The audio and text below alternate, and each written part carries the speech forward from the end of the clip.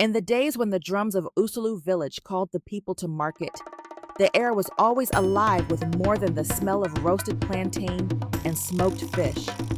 It was alive with voices, voices that could carry a rumor from one end of the village to the other before the rooster crowed twice.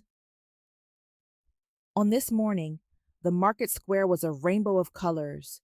Traders from neighboring villages had come, their mats spread with peppers red as sunset, beads carved from coral, goats tied to wooden pegs, and heaps of smoked bushmeat that glistened with palm oil. The air smelled of roasted plantain, fresh okra, and gossip. Yes, gossip has its own smell, like smoke that follows you no matter where you stand. 𝐕𝐢𝐝𝐞𝐨, the widow who had outlived 2 husbands, was in her element. Her headscarf was tied high, and her eyes were sharper than the blade she used to shell groundnuts. She was known for 2 things, her good 𝐸𝐸𝐾𝐨 and her dangerous tongue. On one such market day, 𝐕𝐢𝐝𝐶, the widow who was as quick with her tongue as she was with her hands, balanced her basket of groundnuts on her head and said something that sent a ripple through the women gathered under the shade of the 𝐕𝐢𝐝𝐶 tree. She said, "No man stays around a woman for nothing. If he's not her husband today, he's just waiting for her to open the door tomorrow." The women erupted. Some laughed until they slapped their thighs. Others hissed and shook their heads.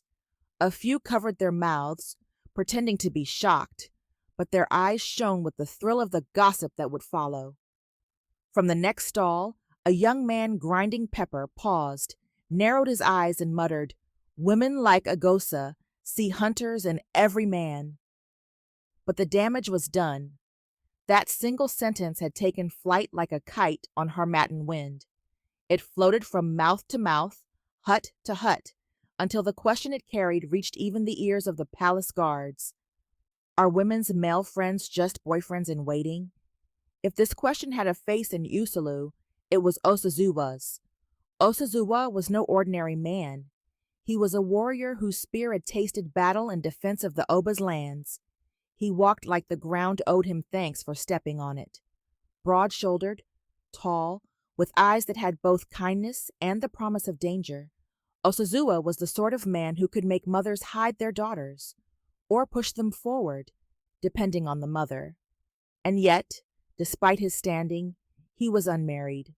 Instead, his most frequent companion was Ivy, the niece of 𝐕𝐢𝐝𝐶, a beauty who could make the sun delay its setting just to watch her walk home from the river. The 2 claimed to be just friends. He helped her carry water from Ovia River. She mended the tears in his warrior tunics. He carved her a stool for pounding yam. She brought him fresh 𝐸𝐻𝐻𝐻 soup after long journeys. Only friends, they said, smiling in that way people do when you've asked a question they don't want to answer. But villagers have eyes. They saw the way 𝐽𝑆𝐽𝑒𝐝𝐴's gaze followed Ivy when she danced at the moonlight gatherings. They noticed the way Ivy laughed a little too warmly at his jokes, the kind of laugh that says, I understand in a way others never will." In a place where even shadows were suspected of hiding secrets, such things were not ignored. It was during the palm oil festival that the debate became a bonfire. Under the tall 𝐕𝐢𝐝𝐶 tree, the elder women gathered, their laps filled with palm fruits, their hands busy while their tongues worked harder. Mama 𝐕𝐢𝐝, whose husband had lived long enough to regret crossing her, was the first to speak. Friendship between man and woman? Tufia, my daughters, men are like hunters. If they follow a goat into the bush, it is not to admire its singing voice. The younger women chuckled, but 𝐸𝐻𝐻𝐻𝐻, who had more pride than experience, raised her chin. "Mama, sometimes men are just like brothers to us. You people think too much of yourselves." Mama 𝐕𝐢𝐝 snorted so loudly a passing goat stopped to look at her. 𝐸𝐻𝐻𝐻𝐻, listen to me. If you think a man is just your brother, wait until the moon is dark and you are alone in the yam barn with him.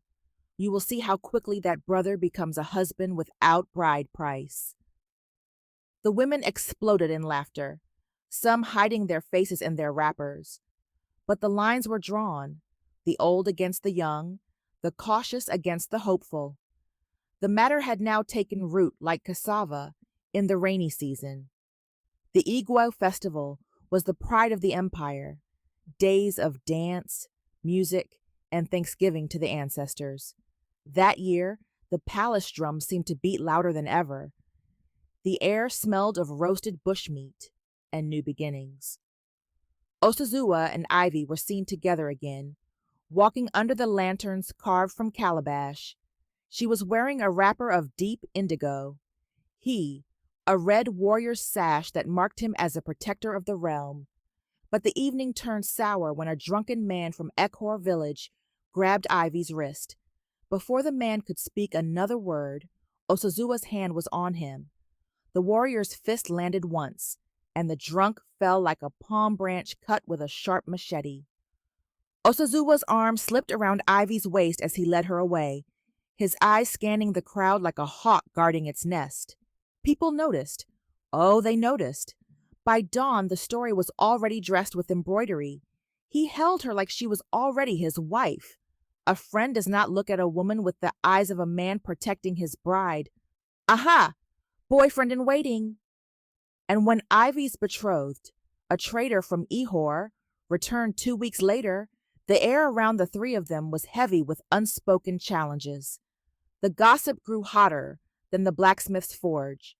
Finally, the village chief, tired of hearing both sides argue at the palm wine tapper's hut, declared, "Let the oracle settle this matter before it kills us." The palace oracle was a man who seemed older than the ōloko tree itself. His eyes were milky but saw far. Cowrie shells lay scattered before him like stars on a dark night. After the chants, the incense, and the murmured prayers, the oracle spoke.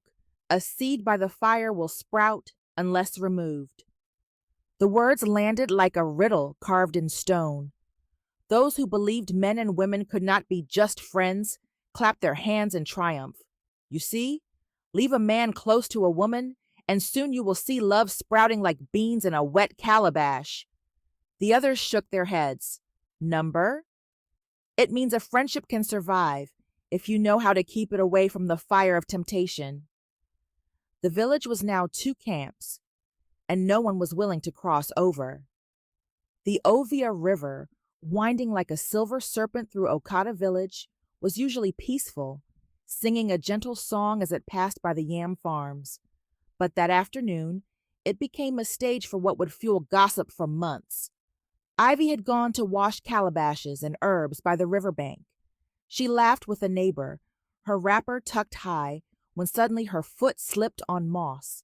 The current caught her like a mischievous child, pulling her away.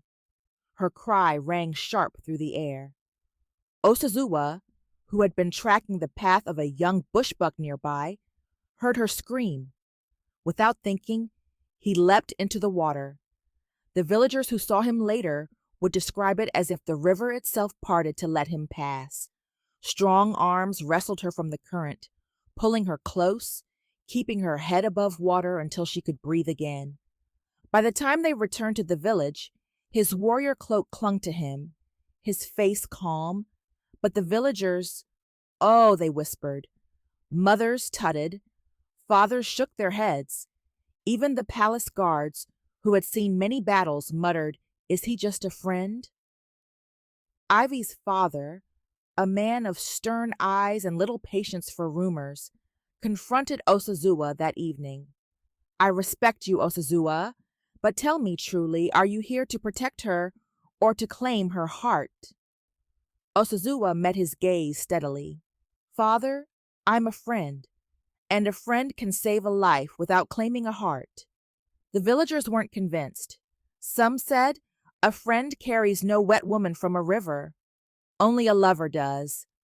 Others whispered, "Perhaps some friendships are stronger than love itself." And so the debate deepened, spreading like the ripples on the 𝐕𝐢𝐝 River. Word of the incident reached Oba Ewari, who, with his coral crown and robes of fine silk, loved drama as much as justice. He summoned the village to the palace courtyard. The sun blazed, the drums rolled, and the people of 𝐕𝐢𝐝 gathered, eager to witness the most curious debate in memory. Elders spoke first, their voices cracking with age. "In our father's time," one began, "a man who walks closely with a woman who is not his wife has already set fire to the forest of his heart." The warriors argued in defense of 𝐈𝐢𝐴. A man can protect a woman without lust in his heart. Valor does not always ask for reward. Married women warned against temptation. "The eyes deceive," one said. "Do not mistake a kind hand for a longing heart." Unmarried maidens, however, were the loudest. "Friendship is pure. Can't we choose who is allowed near our hearts?" The court became a theater of tongues. The 𝐕𝐢𝐝 leaned back on his coral bead throne, watching with amusement. He clapped when arguments grew heated, laughed when they fell silent in awe, and occasionally shook his head in that mysterious way only 𝐕𝐢𝐴 could. The people waited for a verdict, but none came yet, for the 𝐕𝐴 loved the debate as much as he understands the anger of either side. It was 𝐈𝐕 herself who brought silence to the palace. She stepped forward, her wrapper tightly wrapped, beads jingling with each measured step. "Yes," she said, her voice carrying across the courtyard, "I once loved 𝐈𝐢𝐴, and yes, he once loved me. But he made a vow to his dying brother, my betrothed, that he would protect me, not claim me. Our friendship is his honor, and my choice." Gasps echoed like a sudden thunderstorm. Murmurs swept through the crowd. Even Mama 𝐕𝐢𝐝, ever ready with a sharp comment, simply blinked. 𝐈𝐢𝐴 bowed slightly, his jaw tight, but his eyes soft as he looked at her. "A friend's loyalty is sometimes greater than love itself," he said quietly. The villagers were stunned.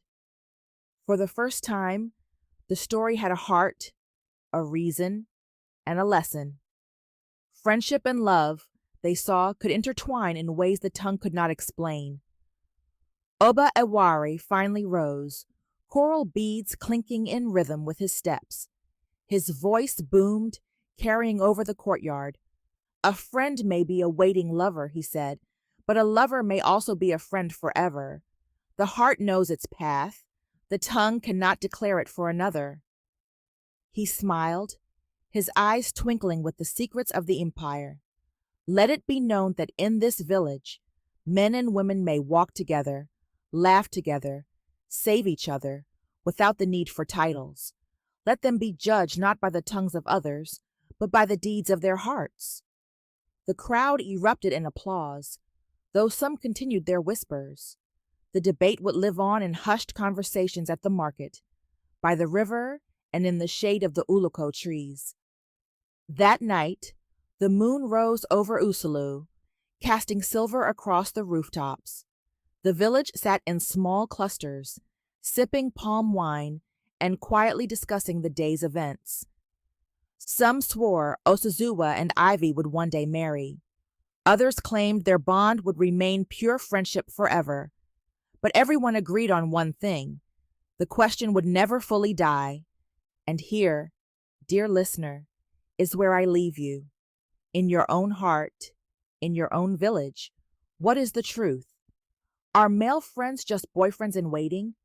Or is it possible, even in a world ruled by gossip and expectation, that friendship itself can be sacred, unclaimed, and eternal?